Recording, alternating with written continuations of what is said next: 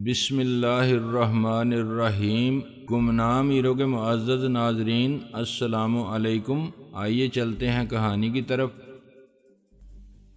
ایک گھنٹے بعد دونوں رفتہ رفتہ ہوش میں آئے۔ انہیں پینے کے لیے پھلوں کا جوس دیا گیا۔ آپریٹ کرنے والے نے امریکی جوان سے کہا، خیال خوانی کی پرواز کرو، میرے لب و لہجے کو اپنی گرفت میں لے کر میرے دماغ میں آؤ۔ وہ جوان اس مشین کے آپریٹر کو تکنے لگا، خیال خوانی کی پرواز کرنے کی کوششیں کرنے لگا، پھر مایوس ہو کر بولا، میں آپ کے دماغ میں نہیں پہنچ رہا ہوں۔ اسی وقت قطب شمالی سے آنے والے جوان نے آپریٹر سے پوچھا، آپ نے مشین کو کیسے آپریٹ کیا ہے؟ میرے دماغ سے خیال خوانی کی صلاحیت ختم ہو گئی ہے، میں کئی بار آپ کے دماغ میں پہنچنے کی کوششیں کر چکا ہوں۔ فوج کے ایک اعلیٰ افسر نے آپریٹر سے پوچھا، یہ کیا غضب ہو گیا؟ ہمارے پاس ایک ہی ٹیلی پیتھی جاننے والا رہ گیا تھا، ہم نے اسے بڑی رازداری سے چھپا کر رکھا تھا، مگر ٹیلی پیتھی کا علم تو اس کے دماغ سے بھی مٹ گیا ہے۔ یہ تجربہ تو ہمیں بہت مہنگا پڑا ہے۔ وہاں کے تجربے کار مکینک پھر سے مشین کو چیک کر رہے تھے اور کہہ رہے تھے کہ انہیں مشین میں کوئی خرابی نظر نہیں آ رہی ہے۔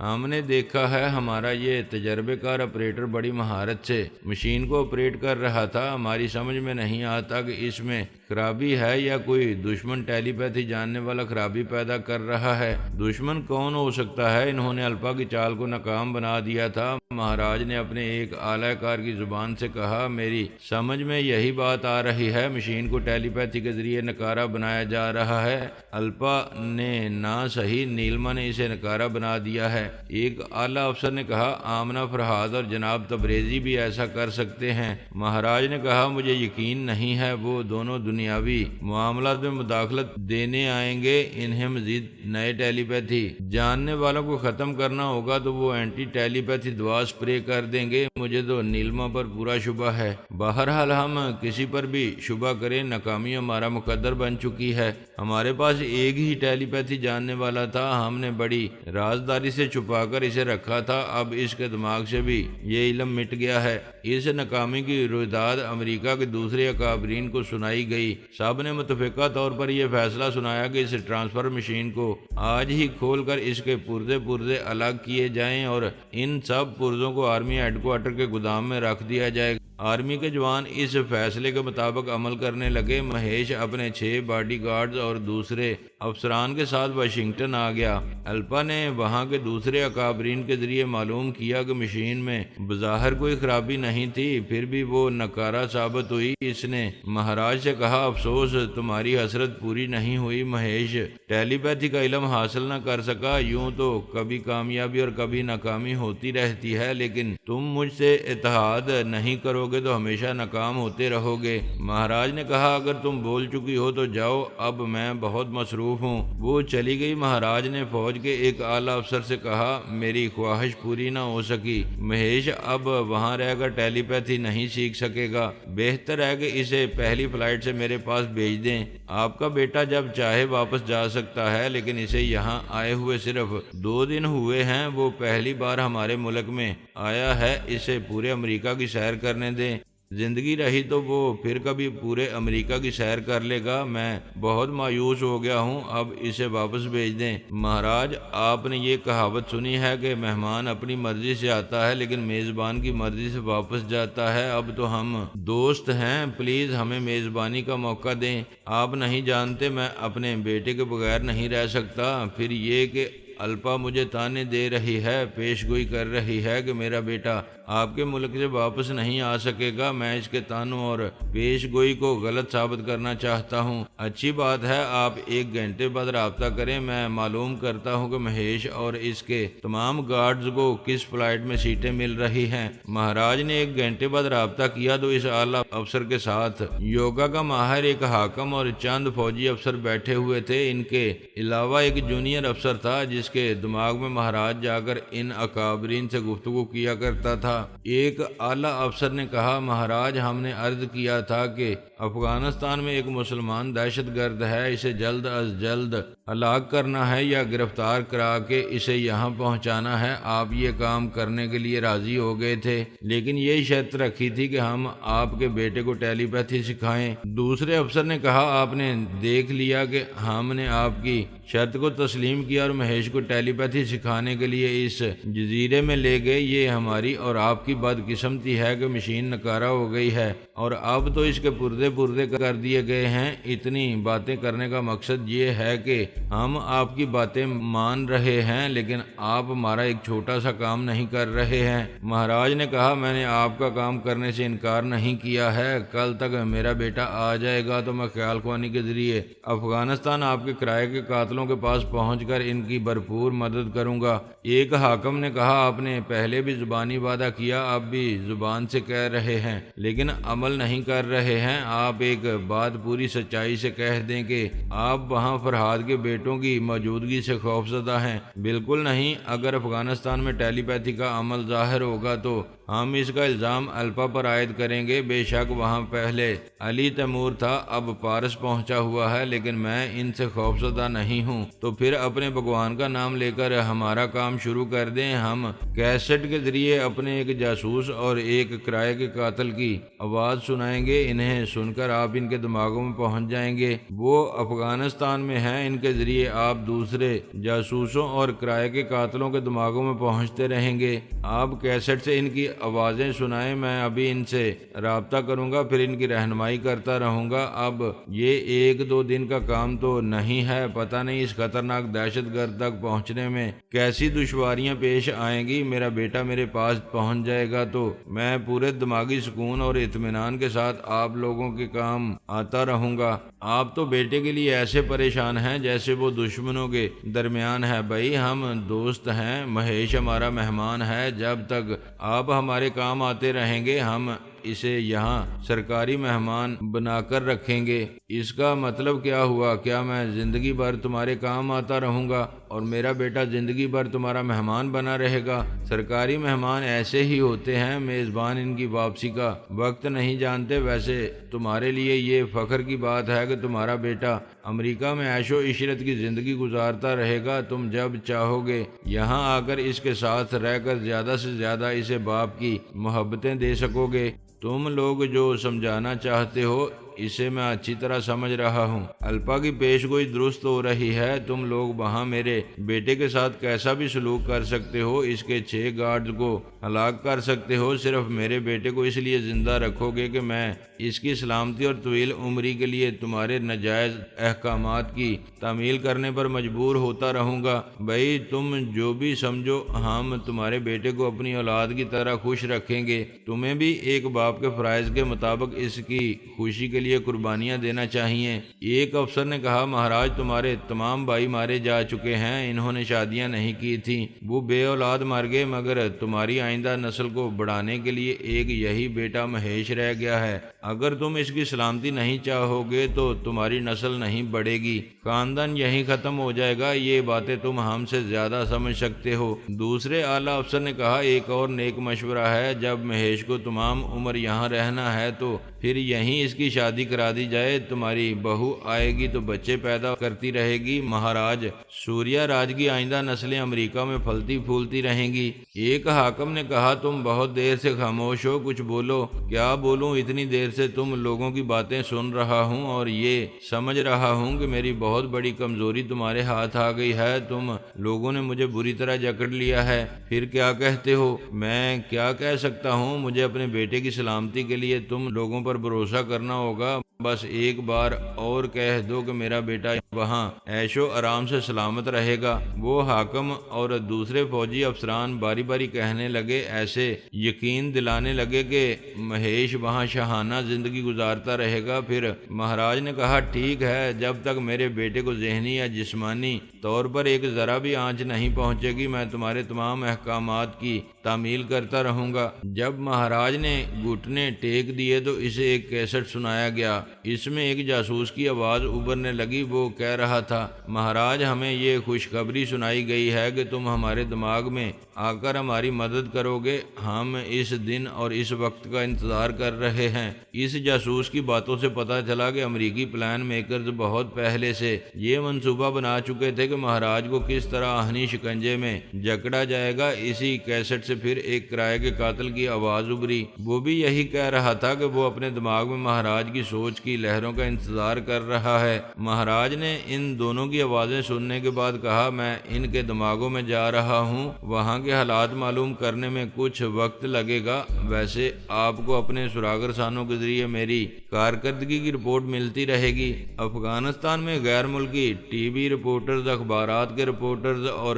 فوٹوگرافرز، ریڈ کراس ٹیم اور دوسری امدادی ٹیموں کے سٹاف میں درجنوں لوگ کام کر رہے تھے۔ اس سٹاف میں جاسوس اور کرائے کے قاتل چھپ کر رہتے تھے۔ مہاراج پہلے جاسوس کے دماغ میں پہنچا۔ اس نے پرائی سوچ کی لہروں کو محسوس نہیں کیا۔ اس کا نام کچھ اور تھا، لیکن پاسپورٹ میں ایک اخباری رپورٹر کی حیثیت سے اس کا نام ہڈسن تھا۔ کرائے کا ایک قاتل جیرالڈ ایک اخباری رپورٹر کی حیثیت سے ہڈسن کے ساتھ تھا۔ ان کے دوسرے ساتھی کچھ تو ان علاقوں میں تھے جہاں طالبان کا قبضہ تھا، اور کچھ سراغ رساں جرائم پیشہ افراد طالبان کے مخالف گروہ میں تھے۔ ان مخالف گروہوں میں اتحاد تھا۔ غیر ملکی سراغ رسانوں اور کرائے کے قاتلوں نے ان تمام گروہوں کے سرداروں کو یقین دلایا تھا کہ انہیں عین وقت پر اسلحہ سپلائی کیا جائے گا تو وہ موقع پا کر کبھی رات کی تاریکی میں طالبان کے علاقے میں جایا کریں گے اور انہیں رازداری سے ہلاک کر کے واپس آ جایا کریں گے۔ ان کا اصل ٹارگٹ وہ مسلمان دہشت گرد ہے جسے تمام مسلمان دہشت گرد نہیں بلکہ مجاہد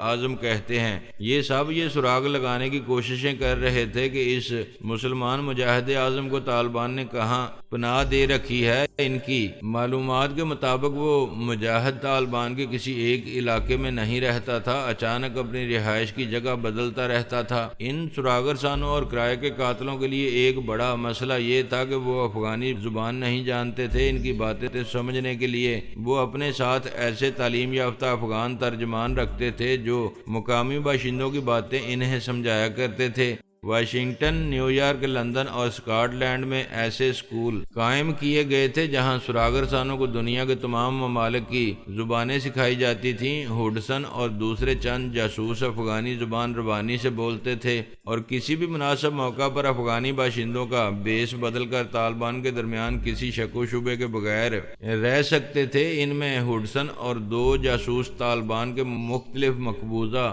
علاقوں میں خالص افغانی بنے ہوئے تھے۔ مہاراج نے ہڈسن کے خیالات سے معلوم کیا کہ افغانی بن کر رہنے والے ایک جاسوس کا نام گیری پیکر اور دوسرے کا نام بیڈن تھا۔ مہاراج نے ہڈسن کو مائل کیا کہ وہ اپنے بند کمرے میں رہ کر موبائل فون کے ذریعے دوسرے سراغ رسانوں گیری پیکر اور بیڈن سے رابطہ کر کے اس مسلمان مجاہد کے بارے میں کچھ معلوم کرے۔ وہ اپنے کمرے کا دروازہ بند کر کے رابطہ کرنے لگے۔ فون پر پہلے گیری پیکر کی آواز سنائی دی۔ اس نے کوڈ ورڈز ادا کیے۔ ادھر سے ہڈسن نے کوڈ ورڈز ادا کرنے کے بعد کہا، کیا اس مسلمان دہشت گرد کوئی ٹھکانہ معلوم ہوا ہے؟ گیری پیکر نے کہا، ہاں، اس علاقے کا کمانڈر کہہ رہا تھا کہ وہ دہشت گرد آج رات 8 بجے ان کا مہمان بنے گا، رات کا کھانا ان کے ساتھ کھائے گا، پھر کل صبح دوسرے علاقے میں چلا جائے گا۔ یہ اچھی خبر ہے۔ جو کرائے کا قاتل یہاں ہے، میں اسے رپورٹنگ کے لیے دوسری جگہ جانے کا کہوں گا، لیکن وہ راستہ بدل کر تمہارے پاس چلا آئے گا۔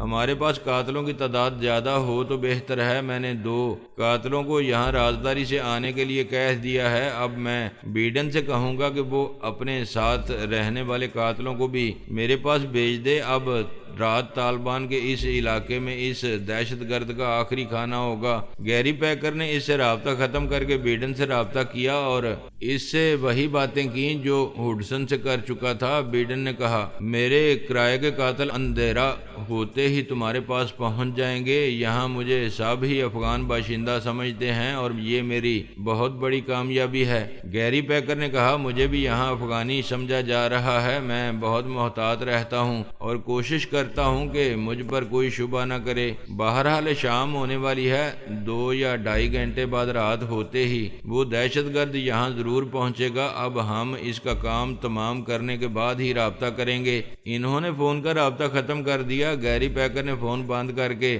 اپنی شلوار کا ازار بند کھول کر موبائل فون کو اپنے انڈر ویئر کے اندر چھپا لیا۔ مہاراج بیڈن کے ذریعے طالبان کے مخالف متحدہ گروہ میں رہنے والے سراغ رسانوں اور قاتلوں کے دماغوں میں پہنچتا رہا۔ پھر اس نے گیری پیکر کے دماغ پر قبضہ جمایا۔ وہ اپنے کمرے سے نکل کر ایک گلی میں آیا، کچھ دور جا کر ایک مکان کے دروازے پر دستک دی۔ وہاں کرائے کا قاتل اخباری رپورٹر کی حیثیت سے 2 طالبان کی نگرانی میں رہتا تھا۔ اس نے ان طالبان سے کہا، میں اس پریس رپورٹر کو لے کر کمانڈر کے پاس جا رہا ہوں، اسے میرے ساتھ جانے کی اجازت دیں۔ وہ دونوں نگرانی کرنے والے طالبان بھی ان کے ساتھ وہاں سے چلتے ہوئے کمانڈر کی رہائش گاہ میں آئے۔ کمانڈر ایک وسیع صحن میں اپنے خاص آدمیوں کے ساتھ بیٹھا ہوا کہہ رہا تھا کہ آج رات ایک ایسا مجاہد اعظم ہمارا مہمان رہے گا جس نے اپنے عزم اور حوصلوں سے ساری مغربی دنیا کو لرزتے رہنے پر مجبور کر دیا ہے۔ ہمارے مہمان کی حفاظت اور میزبانی میں کوئی کمی نہ ہو، ہم صبح تک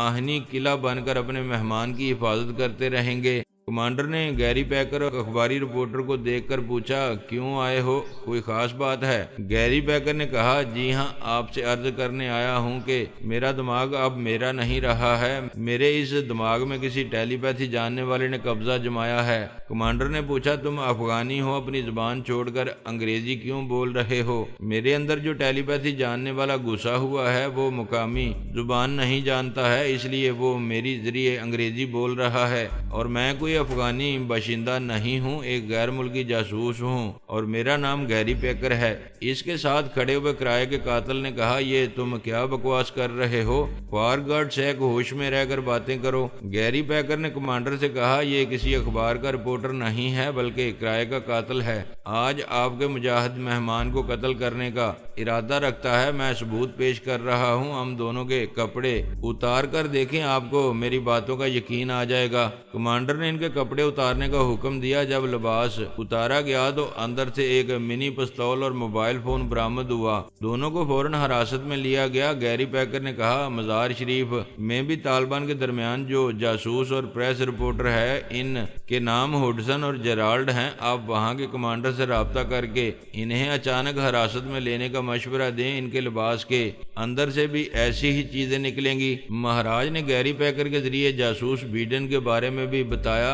کمانڈر اور اس کے خاص ساتھی فوراً ہی ایک دوسرے کے علاقوں کے کمانڈروں سے رابطہ کرنے اور انہیں خطرات سے آگاہ کرنے لگے۔ تھوڑی دیر بعد ان کمانڈروں نے رابطہ کر کے کہا، آپ نے درست نشاندہی کی تھی، ہم نے ان جاسوسوں اور کرائے کے قاتلوں کو گولیوں سے بھون دیا ہے۔ اب ہمارا بھی ایک مشورہ ہے، آج رات آپ مجاہد اعظم کی میزبانی کا شرف حاصل نہ کریں، پتہ نہیں یہ خبر اور کتنے غیر ملکی جاسوسوں تک پہنچ گئی ہوگی۔ کمانڈر نے کہا، آپ صحیح مشورہ دے رہے ہیں، ہم مجاہد اعظم کو یہاں آنے سے پہلے ہی دوسرے علاقے میں پہنچا دیں گے۔ یہ کہہ کر کمانڈر نے فون بند کیا، پھر طالبان کو حکم دیا کہ گیری پیکر اور اس کرائے کے جاسوس کو باہر لے جا کر جہنم میں پہنچا دیں۔ اس کے حکم کی تعمیل کی گئی۔ طالبان انہیں باہر لے گئے، پھر کئی گولیاں چلنے کی آوازیں آئیں اور مہاراج گیری پیکر کے مردہ دماغ سے نکل آیا۔ پھر وہ خیال خوانی کی پرواز کر کے ان جاسوس اور کرائے کے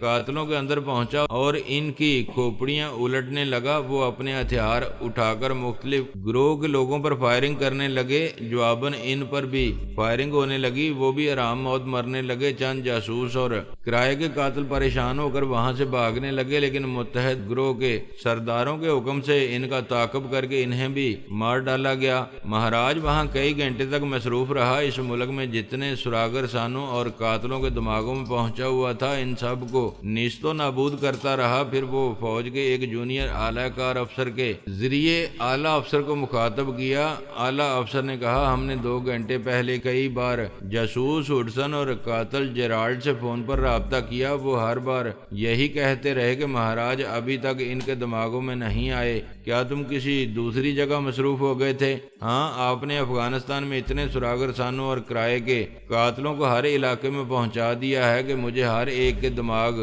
میں پہنچنے کے لیے گھنٹوں لگ گئے۔ آپ میری کارکردگی کی رپورٹ ابھی جاسوس ہڈسن سے یا قاتل جیرارڈ سے لے سکتے ہیں۔ اعلیٰ افسر نے فون کے ذریعے ہڈسن سے رابطہ کیا۔ تھوڑی دیر تک دوسری طرف فون کا بزر بولتا رہا، پھر کسی افغانی زبان میں کچھ کہا۔ اعلیٰ افسر نے پوچھا، تم کون ہو؟ یہ موبائل فون تمہارے پاس کیسے آیا؟ تھوڑی دیر بعد ایک افغانی نے انگریزی میں کہا، یہ فون ایک جاسوس ہڈسن کے پاس تھا اور ہم نے اسے اور جیرالڈ کو جہنم میں پہنچا دیا ہے۔ تم کون ہو؟ اعلیٰ افسر نے اپنا فون بند کر دیا، پھر مہاراج کے اعلیٰ کار سے بولا، ان طالبہ نے ہڈسن اور جیرالڈ کو مار ڈالا ہے۔ مہاراج نے کہا، یہ بڑی تشویش کی بات ہے۔ تم تمام امریکی اکابرین سے کہو کہ وہ یہاں سے کنیکٹڈ فون کے اسپیکر آن رکھیں تاکہ ہماری گفتگو سن سکیں۔ آدھے گھنٹے کے اندر تمام اکابرین ایک ہی کنیکٹڈ فون سے منسلک ہو گئے۔ انہیں بتایا گیا کہ جاسوس ہڈسن اور قاتل جیرالڈ مارے گئے ہیں اور مہاراج سے ابھی گفتگو ہو رہی ہے۔ مہاراج نے کہا، میں ہڈسن اور جیرالڈ کے ذریعے تمہارے تمام سراغر سانوں کرائے کے قاتلوں کے دماغوں میں گیا تھا، مگر تم لوگوں کے لیے یہ بڑے صدمے کی بات ہے کہ میں جس کے بھی دماغ میں پہنچتا رہا وہ بے موت مرتا رہا۔ اب تم سب اپنے دوسرے فون کے ذریعے ان تمام سراغر سانوں اور قاتلوں سے رابطہ کرو۔ اگر وہاں تمہارا کوئی کتا بچ گیا ہو تو کیسٹ کے ذریعے اس کی آواز بھی سنا دو، پھر اس کی آواز بھی بند ہو جائے گی۔ اوہ، اب سمجھ میں آیا، اتنا بڑا نقصان تم نے پہنچایا ہے۔ اسے بڑا نقصان نہ کہو، آئندہ اس سے بھی بڑے نقصانات پہنچنے والے ہیں۔ ذرا دیکھتے جاؤ، تم لوگوں پر ابھی دل کے دورے پڑنے والے ہیں۔ ایک حاکم نے پوچھا، کیا تمہارا دماغ چل گیا ہے؟ اپنے بیٹے کو بھول گئے ہو؟ کیا اس کی سلامتی نہیں چاہتے ہو؟ بے شک وہ میرا اکلوتا بیٹا ہے، میں اس کی سلامتی اور واپسی چاہتا ہوں، اور اس کی بخیریت واپسی کے لیے میں نے افغانستان میں یہ چھوٹا سا نقصان برا نمونہ پیش کیا ہے۔ اب اگر میرے بیٹے کے جسم پر ایک خراش بھی آئے گی یا اسے اب نارمل بنایا جائے گا تو تمہاری آرمی ہیڈ کوارٹر میں ایسی تباہی آئے گی کہ ایک افسر اور ایک سپاہی بھی زندہ نہیں ملے گا۔ اور یہ تو میں جانتا ہوں کہ تم لوگوں نے ایٹم بم کہاں سٹور کیے ہیں۔ اس کے آگے اور کچھ نہیں بولوں گا، صرف 24 گھنٹے تک اپنے بیٹے کی واپسی کا انتظار کروں گا۔ اپنے اعمال درست کرنے کے لیے 24 گھنٹے بہت ہوتے ہیں۔